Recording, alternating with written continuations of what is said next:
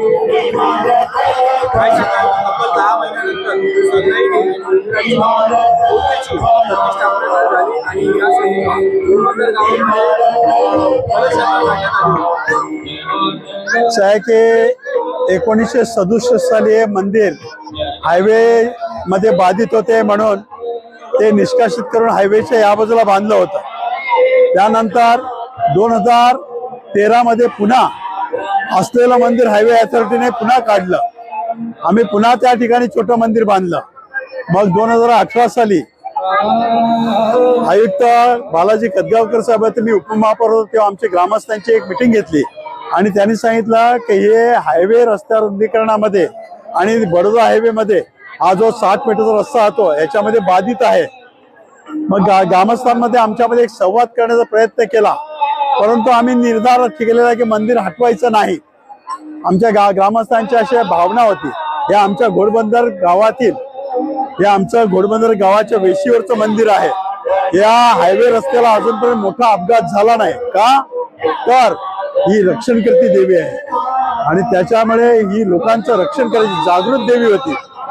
परंतु 24 एप्रिल 2025 साल रोजी मीरा भाईंदर महापालिका आणि आयुक्त पोलीस आयुक्तालय मीरा भाईंदर वसई विरार पोलीस आयुक्तालयाच्या माध्यमातून सुमारे 480 पोलिसांच्या बंदोबस्तामध्ये महापालिकेच्या अधिकारी तोडू दस्ता हे सगळे आले कारवाई करायला। आम्ही पुन्हा त्यांना विनवणी केली, एक वार्षिक उत्सव करतो मग तुम्ही काढा, पण त्याने ते आमचं अजिबात ऐकलं नाही। मग आम्ही ती कारवाई थांबवून आमचा पुरोहित आणून विधिवत ती मूर्ती तिथून आम्ही गावात येऊन पुनर्स्थापित केली आणि महापालिकेने आम्हाला ही जागा या मंदिरसाठी अलॉट केली। या जागेमध्ये आम्ही मंदिर जेव्हा आमचा एग्रीमेंट झाल्यानंतर महापालिकेने आम्हाला परवानगी दिल्यानंतर या जागेची 11 ऑगस्ट 2024 ला श्रावणाच्या दुसऱ्या सोमवारी आम्ही मंदिरचं काम सुरू केलं। आज 20 फेब्रुवारीला हे मंदिर आपल्या दिमाखात उभं राहिला। सगनाई देवी जागृत देवी आहे।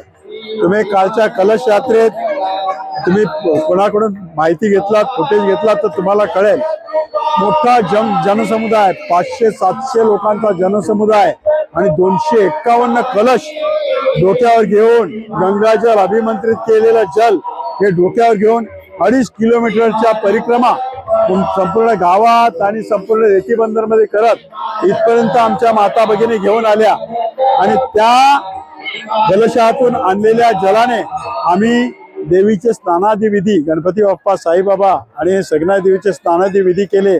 कालपासून इथे 64 योगिनींची पूजा, अष्टदिक्पालांची पूजा, नवग्रहांची पूजा, वास्तुपूजा, शिवशंकराची पूजा, गणपती बाप्पाची पूजा, क्षेत्रपालाची पूजा अशा सगळ्या गोष्टी आम्ही पूजा संपन्न केल्या। काल होम हवनाला सुरुवात केली। आज दुपारी 12:30 वाजता पूर्णाहुती झाली। आनंद या गोष्टीचा आहे हे गावकऱ्यांचं मंदिर पण बघा किती उत्साह आहे लोकांमध्ये का, तर आमचं मंदिर आहे, आमच्या भावना निगडीत आहेत, आमची रक्षणकर्ती आहे ती आज स्थापित झाली, ती खूप आनंद आहे। परंतु ही या प्रकरणात मी चर्चेत होतो आणि माझा असा समज होता की जबाबदारी माझ्या खांद्यावरती आहे, माझ्या डोक्यावरती आहे, एक मोठं ओझं घेऊन मी चाललो होतो। आज मला समाधान आहे की एक सुंदर वास्तुप्रसाद तिथे उभा राहिला आणि देवी पुन्हा लोकांना साक्षात आशीर्वाद देत उभी राहिलेले आहे। माझे सगळे ग्रामस्थ ग्राम भगिनी यांचं फार मोठं सहकार्य लाभलं, मी सगळ्यांचे आभार मानतो।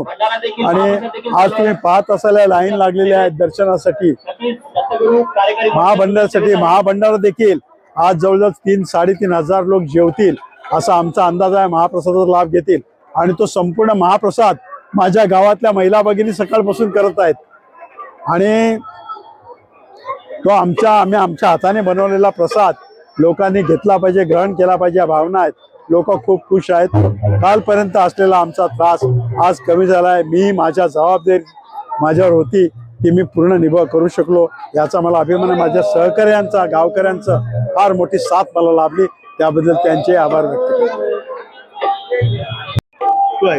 आम्ही गोंधळी गोंधळी आम्ही सगळे जे मोठे असताय ते काल मात्र आम्ही सगळे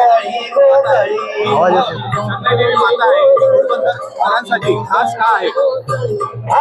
ही पूर्वीपासून सर्वांचे म्हणजे असे आमच्या गावातले बोलतात ग्रामदेवत या हिशोबाने सर्वांची खास आहे आणि काल तर तुम्ही त्याचे साक्षीदार पण आहात. काल कलश यात्रा एकदम जोरात निघली आणि तुम्ही त्याच्यामध्ये सहभागी होतात. मी तुमचे देखील आभार मानतो पत्रकार बंधूंचे. तुम्ही त्यामध्ये सहभाग झालात आणि आजचा उत्सव पण खूप मोठ्या आनंदाने होत आहे. आमचे गावकरी सर्व आनंदित आहेत आणि आनंदाने हा साजरा होत आहे. गावातल्या महिलांनी आणि पुरुषांनी सर्वांनी याच्यामध्ये भाग घेतला आणि या कार्यक्रमाची शोभा वाढवली. त्यांच्याबद्दल मी सर्वांचे आभार मानतो. धन्यवाद.